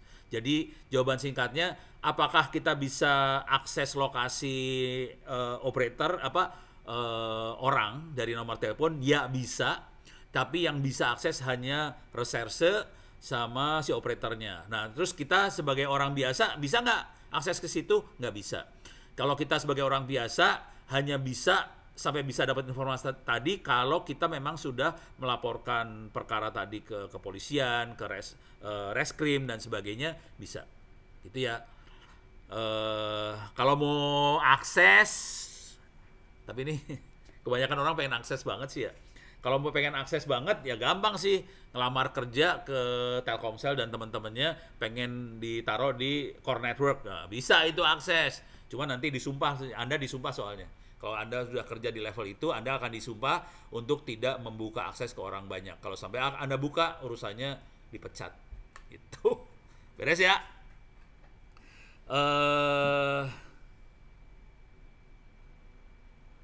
Oke, ini ada pertanyaan sederhana banget dari Mas Aris ya. Sekarang nggak boleh pakai save password. Padahal akun dan password banyak aplikasi. Susah kalau ngingat semuanya harus ganti secara rutin. Ini pertanyaan yang sangat normal, banyak user pertanyaan seperti ini. Jadi memang save password tidak disarankan, terutama kalau kita pakai komputer-komputer yang punya kantor atau publik ya, yang semua orang pakai. Jangan di save passwordnya di situ, soalnya bahaya banget. Yang jadi masalah kita susah buat nginget. Nah, di kuliah saya yang ini, di kuliah mana tadi? Bukan cyber security, yang di kuliah ini ya, internet safety, itu ada sih diterangin sih sebetulnya. Ya udahlah, Anda bisa lihat. Saya langsung ini ya, langsung lihat di sini aja ya, di googling aja ya, password formula. Ingat bahasa Inggrisnya apa ya? Password formula buat ngingat. Remember ya, remember. Jadi masukin aja keywordnya gini, password formula remember. Nah, ini keluar nih artikel-artikel, tulisan-tulisan di googling bagaimana kita memudahkan kita untuk mengingat password pakainya rumus. Jadi ini tulisannya the hacker proof password formula. Gitu. Jadi pakai rumus, kita bikin rumus untuk passwordnya kita. Jadi dari rumus itu kita bisa nurunin. Ini misalnya rumusnya kayak gimana. Ini kayaknya passwordnya susah banget. Ini passwordnya susah banget. Kalau kita pakai password yang gampang 1234566, pakai kata password, pakai 123456778, ini mah gampang dihack. Gimana caranya kita bisa ya gampang diingat tapi nggak gampang dihack gitu kan ya. Jadi ini contohnya adalah nih. Ini pick a base that you won't forget. Kemudian masukin random segala macam. Terus ada time-nya juga bisa dimasukin. Ini kalimat-kalimatnya ini bisa diingat. Jadi ini rumusnya yang dia bikin. Random, base, time word, random number, URL, domain.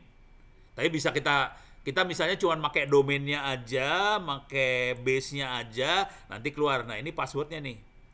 Ini passwordnya jadi kayak gini. Tergantung rumus yang kita pakai sih. Kira-kira kayak gini nih passwordnya ya. Passwordnya kayak gini. Coba kita ini rada panjang yang ini rumusnya. Easy remember unique password for every site. Jadi mainnya rumus banget sih kita. Coba kita lihat lagi ya. Jadi mainan rumus, kita bikin rumusnya sendiri. Nah ini rumusnya nih. Ini rumusnya.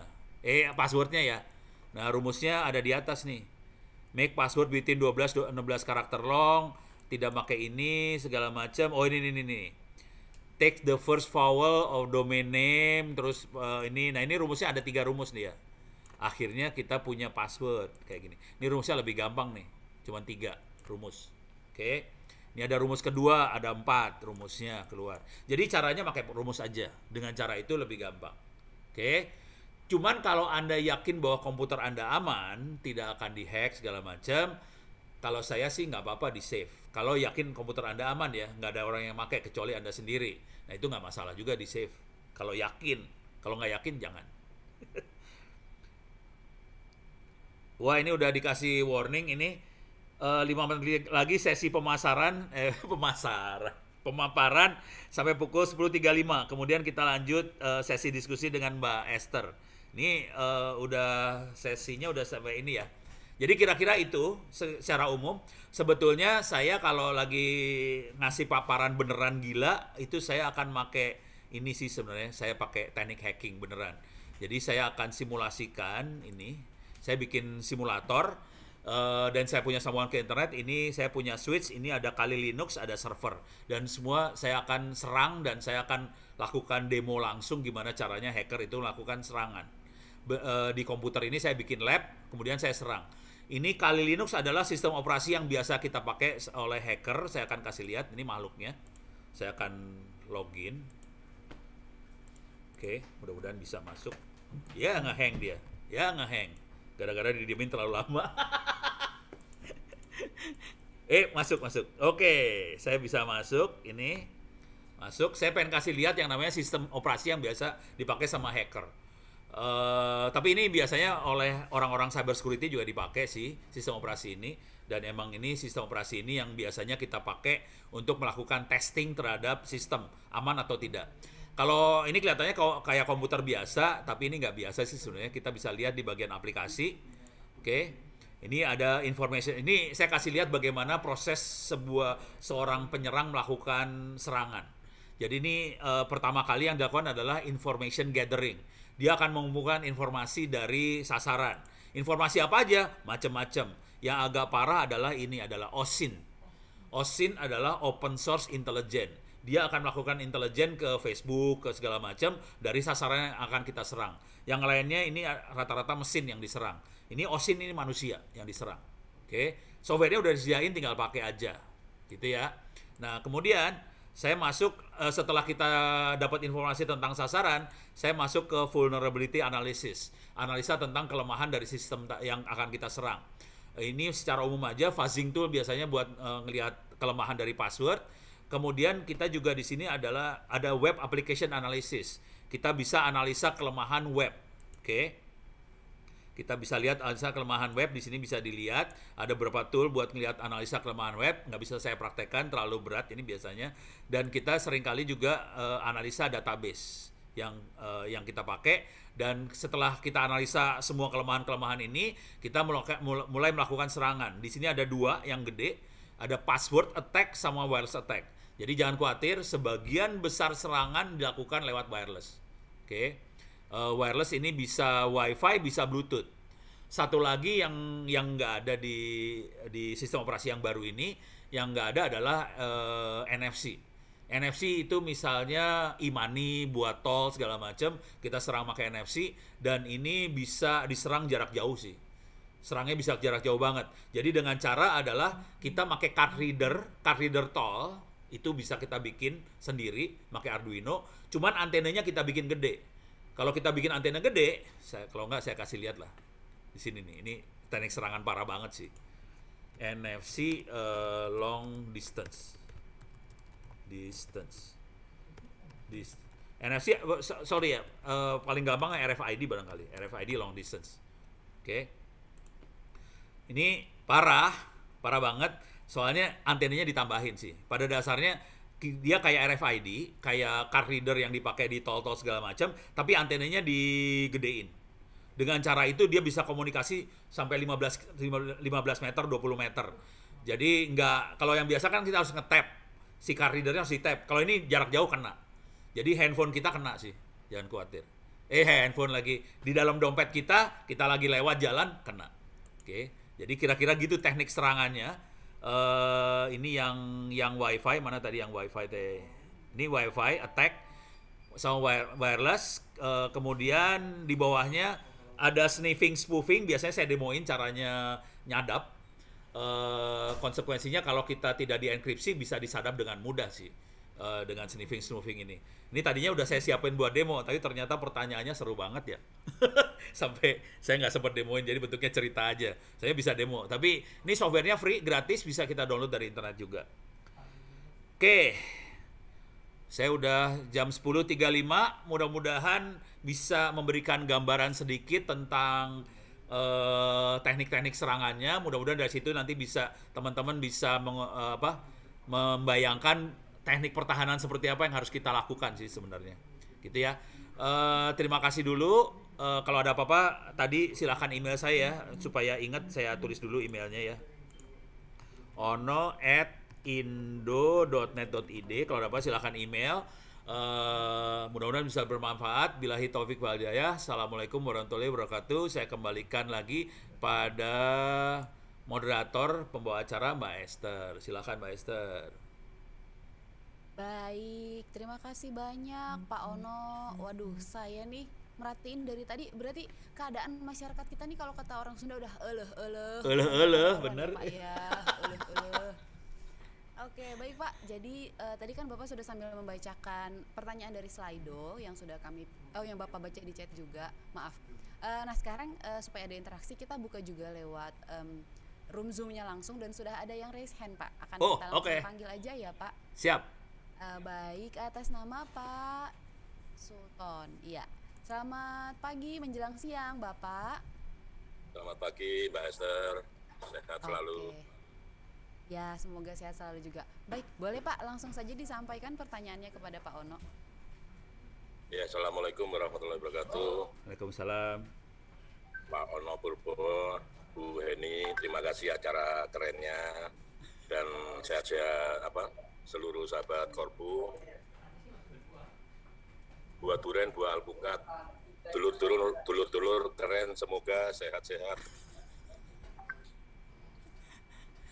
Ya, Pak Ono, terima kasih. Sudah panjang kali lebar, meskipun tetap tidak cukup waktu Bapak, gitu kan. Apalagi kalau memberikan contoh-contoh penipuan. Dan saya baru hitungan hari Pak kena tipu juga di dunia online. Tapi nanti tidak usah saya ungkap di sini, saya japri Bapak aja nanti. Saya japri Bapak aja. Pertanyaan tadi sebenarnya sudah saya tulis di chat room. Yang pertama itu, Pak, sedikit keluar dari alamnya nih, yaitu tapi masih terkait akses ya, yaitu CCTV, Pak. Kita tuh di rumah masang CCTV sebenarnya kan untuk security ya. Makanya dipasangnya di akses pintu masuk, di gerbang, di mana lagi, ya gitulah. Nah, mungkin CCTV itu memang dipasang di tempat-tempat yang private, di kamar mandi kan enggak kan gitu kan. Tapi ruang tamu, ruang keluarga kan gitu kan. Tapi kadang juga ada yang di ruang tidur utama kan gitu kan. Yang di situ kadang aktivitas kita ya agak vulgar kan gitu kan. Nah, pertanyaannya adalah CCTV itu kan dipasang oleh vendor, Pak. Yang dia tahu juga password, username password, malah kadang kita yang lupa kita nanya ke dia kan gitu.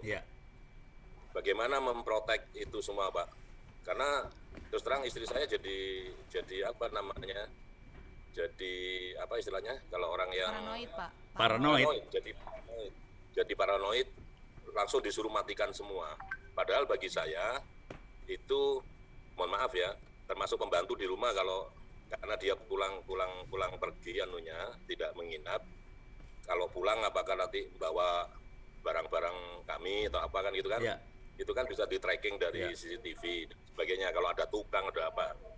Tapi kalau itu dimatikan, itu termasuk juga kalau laptop dalam keadaan terbuka gitu kan, kita habis Zoom meeting gitu kan, karena sampai malam Zoom meetingnya di kamar, terus laptopnya terbuka dengan kameranya juga masih bisa mengcover satu kamar gitu. Apakah itu memang memungkinkan, Pak, meskipun dalam keadaan mati, akses kamera dari laptop, dari PC, dari itu bisa, Pak, merecord atau mendetek kita, Pak? Terima kasih, Pak Ono. Assalamualaikum warahmatullahi wabarakatuh. Waalaikumsalam. Aduh, ini minta maaf dulu ya, Pak. Jawabannya tidak mengembirakan. Jawaban singkatnya bisa. Saya nggak demoin tadi bahwa kita bisa masang trojan di handphone, di laptop, dan akhirnya kita bisa ngambil kamera. Jadi kalau kita udah saya masang trojan di ini, saya kasih cerita aja ya. Saya kebetulan ngajarin juga anak-anak caranya bikin trojannya. Tadi di sistem operasi Kali Linux yang kita bisa buat, trojannya bisa kita taruh di handphone. Kemudian kita bisa ngomong ke handphone tadi, dan kita bisa bilang ke handphonenya, tolong apa yang ada, suara-suara apa yang ada di handphone ditarik. Bisa. Tolong video depan, videonya ditarik ke kita. Bisa. Belakang tarik, SMS-nya tarik, semuanya ditarik, bisa. Jadi, dan itu juga terjadi dengan laptop. Kalau sampai kemasukan trojan itu bisa ketarik semuanya. Jadi itu bahaya banget. Makanya teknik masukin trojannya juga kurang ajar sih kalau mau tahu caranya. Caranya bisa misalnya gini. Kalau kita orangnya kepo ya. Kalau kita orangnya kepo, terus kita ikutan grup apa di WhatsApp atau apa segala macam. Terus ada orang yang ngirim attachment. Misalnya gambar apa segala macam. Nah, di attachment itu selain gambar kadang-kadang juga bisa dikirimin trojan yang tadi yang berbahaya tadi. Jadi masuknya tidak secara fisik orangnya ada di depan handphone kita atau laptop kita, itu bisa masuk. Jadi jawaban singkat untuk laptop dan handphone bisa. Kalau kita nggak hati-hati bisa. Cara ngilanginnya gimana? Cara ngilanginnya biasanya paling gampang adalah di format jadi factory restore, reset. Factory reset, tapi seringkali yang kejadian adalah pada saat factory reset di format tadi, kita kalau di handphone terutama ya, kalau di handphone pada saat factory reset, kita install ulang aplikasi yang di backup sama handphone kita ke Google Cloud atau apa. Nah, kalau itu terjadi, ya trojannya ikut masuk lagi. Jadi kalau mau selamat adalah factory reset tapi jangan install ulang. Installnya ulang manual semua, satu persatu semua aplikasi yang dibutuhin. Dan ini kejadian juga sama handphone anak saya sih, kelas 4 SD. Jadi kan dia jorok banget ya, install game macam-macam segala macam, akhirnya handphonenya jadi lemot. Ini komputernya dia waktu itu lemot, kemasukan kripto. Waduh, ya udah diinstal ulang sih. Nah itu untuk handphone sama laptop. Nah sekarang pertanyaan yang pertamanya tadi urusannya CCTV. Aduh, parah. Ini jujur dulu ya. Kalau kita pakai CCTV buatan Cina, jujur sih kameranya suka ngelapor ke pabriknya. Jadi bukan ke vendor yang install, tapi ke pabriknya di Cina. Jadi waktu itu beberapa teman saya ke Cina, ke pabrik-pabrik kayak gitu, mereka malah ngomongnya gini, kita bisa monitor kalian kok di Indonesia, kurang ajar. Soalnya emang CCTV itu ngelapor ke Cina. Kalau ada sambungan jaringan internet. Kalau sambungannya putus, laporan itu nggak ada memang. Oke, laporan itu nggak ada. Nah, sekarang jadi kalau CCTV-nya disambungkan ke internet kan banyak sekali kalau CCTV ditaruh di pabrik, kita perlu nge-remote kameranya. Nah, itu yang sangat berbahayanya di situ. Karena CCTV punya sambungan ke internet, dia bisa lapor ke Cina.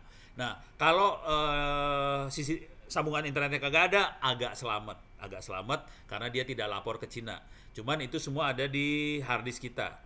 Nah, caranya ya udah. Terutama yang di tempat tidur atau di di toilet atau di mana, ya dimatiin lah pada saat terjadi aksi-aksi yang tidak baik untuk direkam. Kira-kira kayak gitu sih. Gitu Pak, mudah-mudahan bisa agak menjawab ya Pak ya. Cuman CCTV ngeri sih kalau ada sambungan ke internet. Itu aja sih. Satu lagi. Baik. Tadi Bapak kan punya masalah nih. Ini jujur dulu, saya banyak banget yang komplain ke saya buat urusan masalah. Biasanya saya akan jawabnya kira-kira kayak gini. Tolong kumpulkan barang bukti. Dikumpulkan barang bukti. Udah gitu kronologis kejadian juga dicatat. Tapi sebaiknya kalau ada masalah, sebaiknya ordernya dalam waktu 6 jam itu dilakukan, lapor polisi dan sebagainya. Jadi kita lapor polisi, lapor bank, apa segala macam yang terkait. Cuman biasanya polisi terutama tidak akan follow up sih biasanya. Kita cuma dapat laporan polisi buat lapor ke bank. Bank juga kalau udah ke transfer duitnya nggak bisa ditarik lagi. Jadi ya seringkali harus diikhlasin tuh duitnya. Karena aturan undang-undang yang ada di bank kan tidak mungkin ya kita narik duit yang udah ditransfer. Kecuali orang yang nerimanya mau kirim balik ke kita. Jadi mau nggak mau kita harus mainnya lapor polisi sih. Karena yang bisa bertindak biasanya aparat. Kalau saya pada posisi tidak bisa bertindak sih sebenarnya.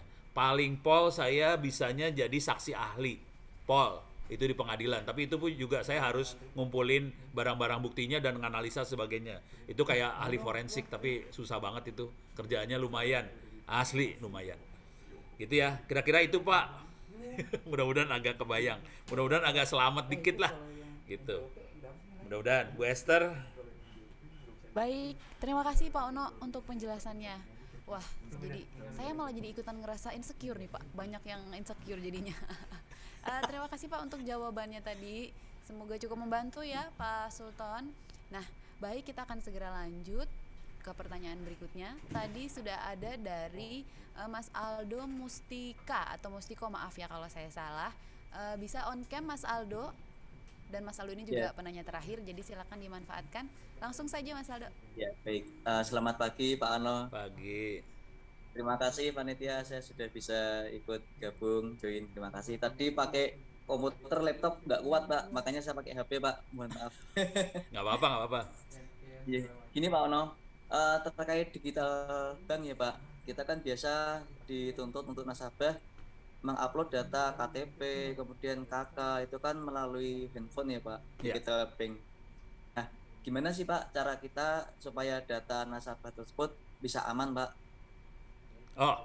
Tanpa, ya kan kita kan uploadnya lewat, kadang pakai aplikasi Google, khawatirnya nanti data yang diupload nasabah itu masuk ke pihak Google, kemudian di Google diupload seperti yang Bapak tunjukkan tadi Pak, ada KTP, ada KK, kemudian ada kartu anggota macam. Itu bagaimana ya Pak dari pihak kami perbankan untuk mengamankan data nasabah tersebut? Terima kasih Bapak. Sama-sama.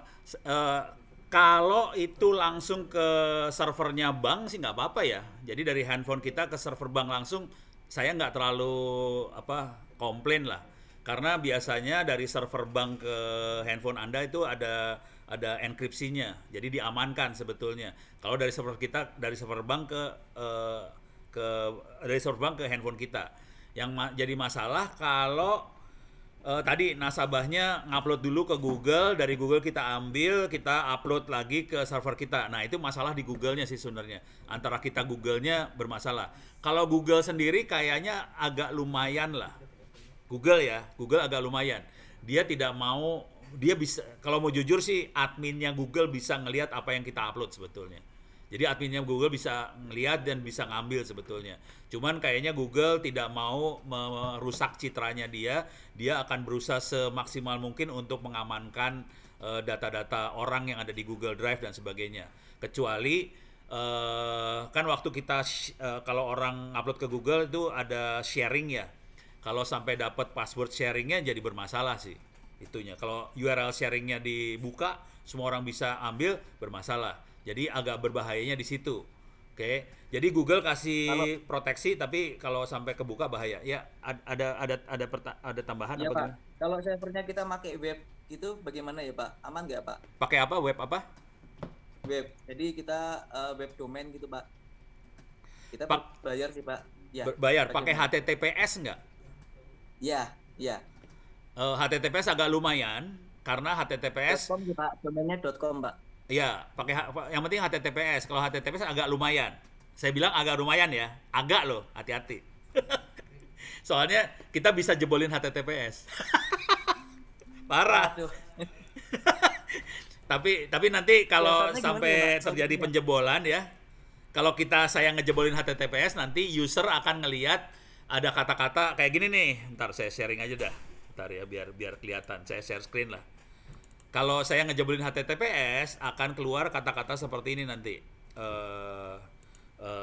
Untrusted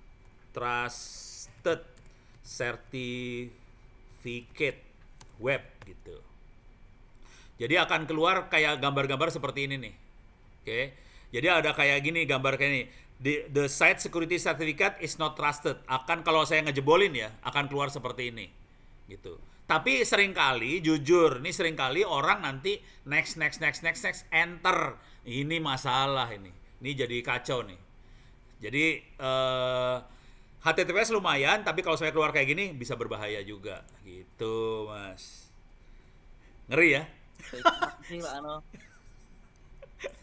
Aduh, minta maaf nih. Kalau saya udah ngomong, orang pada takut semua. Ya, Maester lagi. Baik. Ya, terima kasih Pak Ono dan Mas Aldo. Bener Pak, kalau Bapak udah ngomong jadi kepikiran nih. Jadi wah gitu. Tapi ya sudah, baiklah, semoga apa yang Bapak sampaikan hari ini bisa meningkatkan awareness kita semua yang sudah menonton ya Pak. Mungkin setelah ini selanjutnya dalam mencari tahu bagaimana meningkatkan gitu, berusaha meningkatkan. Atau nanti mungkin habis ini jadi banyak yang email Bapak, jadi banyak yang curhat dong Pak gitu ya. Aduh, jangan dong. Baik. Baik Pak Ono, jadi Mas Aldo tadi adalah penanya terakhir kita di kesempatan kali ini.